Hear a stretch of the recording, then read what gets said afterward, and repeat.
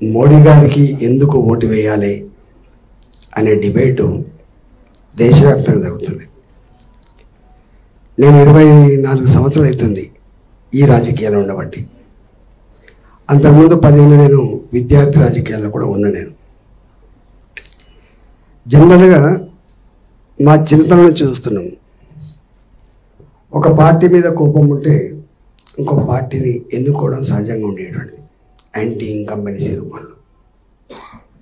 కానీ మేము చిన్నప్పటి నుంచి చూస్తున్న సందర్భం, అంతకంటే ముందు స్వతంత్రం తెచ్చిన పార్టీగా నాయకుడిగా వారికి ఎదురు లేకుండా గెలవచ్చది వేరే విషయం. కానీ ఆ తదుపరి పరిణామాలు చూస్తే 77 నుంచి చూస్తే అన్ని అతుకుల బంధ సంసారాలు తప్ప స్టేబుల్ గవర్నమెంట్ ఇచ్చే చాలా తక్కువ.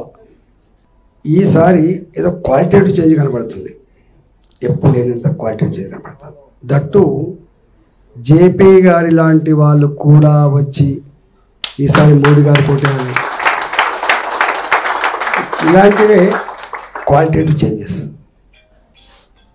కారణం ఏంటి? జనరల్గా ఒక కార్పొరేటర్ గెలిచినప్పుడు, ఒక ఎమ్మెల్యే గెలిస్తే, ఒక ఎంపీ గెలిస్తే, ఒక గవర్నమెంట్ వస్తే వెంటనే యాంటీ ఇన్కంబెన్సీ అంటే వెంటనే వ్యతిరేకత వస్తూ ఉంటుంది.